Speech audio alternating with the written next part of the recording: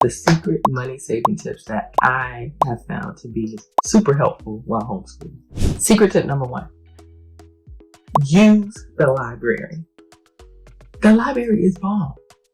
I don't know how one could homeschool without it. I don't know. It is the greatest thing ever invented for the community. It is pretty good. A lot of curriculums require books or spines or supplemental books for you to actually teach your kids and use the curriculum. And sometimes you don't even know it until you've bought the curriculum and didn't look at the book list. Before you purchase any books, like it's a habit to just open up Amazon. Before you buy any books, just check the library. Most local libraries have an online catalog. All you have to do, if you don't have a library card, go to get a library card. It's free. Your kids can get one as well. Get a library card. Go online. You can go on and check the entire database.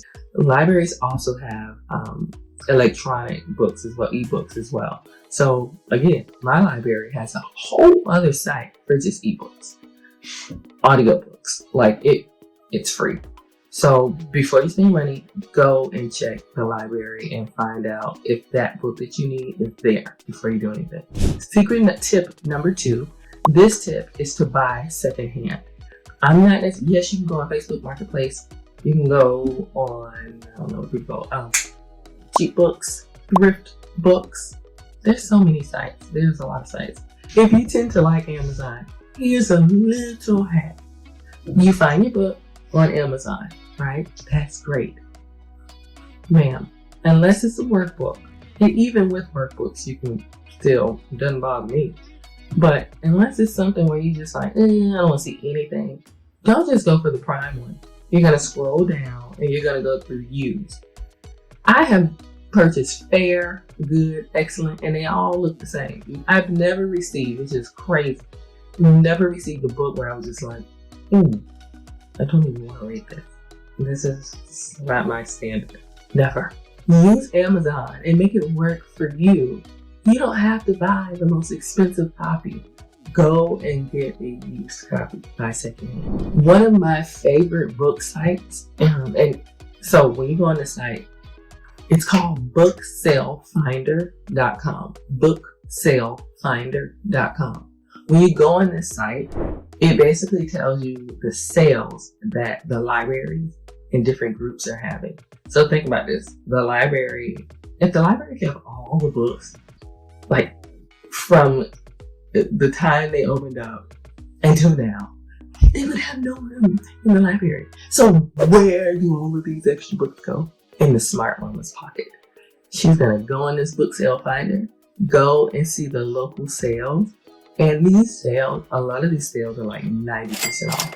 Or they'll be like, hey, for like $5, you get a bag and fill them up with as many books as you can. And that's what you pay. You're welcome. So that's another great hack. Secret tip number 3, use YouTube. Some people don't like it. I do. Now, we're not sitting here on YouTube every day. If you are doing your lesson planning, like a week before or whatever, you're looking at what can I bring in to supplement this unit study or to make this pop a little bit. There are so many great sites that you can put on your list. You have sites like Crash Course Kids, Art and Maddie, Spanish Academy, National Geographic. So many. Like, it's amazing the type of content that you can find. Books, you actually don't have to buy a book all the time. A lot of times, people are reading your book on YouTube. Just search the book title, read aloud. Shows the book. Sometimes it's even special effects. And there you go.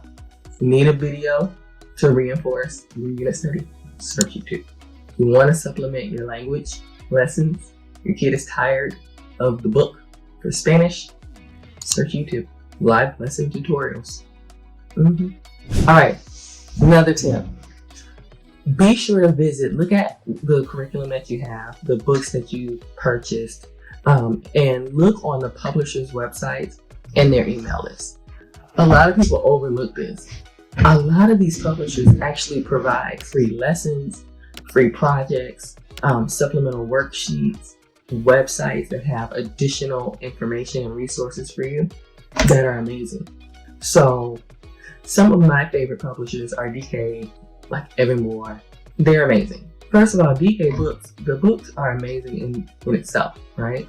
But they actually have a full website with laid out like lesson plans that go with the books that you can use whether you bought the book or not. It's crazy.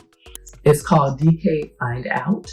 It's safe for your kids too. So if they ever want to go and look up something and you happen to not have that book or whatever, go to DK Find Out and they can find all the information they need.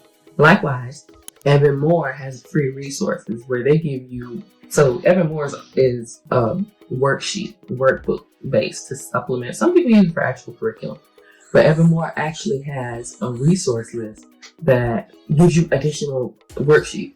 It's crazy, it's free. It's almost like you're getting multiple books for like the price of one. Another site, Who Is, right? The Who Is book. They're like biographies and little cute studies on different topics, people in modern day. Well, y'all know who is it. The Who Is, the What Is, the Where Is, that series. They actually have a website and it is Who Is, right? HQ. On their website, they have full lesson plans. So let's say you got a book, a Who Is book from the library, because it's free. So you get the Who Is book. Who is Bob Marley? Okay, your baby's reading Who Is Bob Marley. Wouldn't it be great to have reading comprehension questions or activity to go along with that book, or like a little project? They give it to you, girl, on the website. So go on that website and make sure you check the publisher website, because it becomes more than what you bought. You end up having an entire lesson plan. Okay, another tip.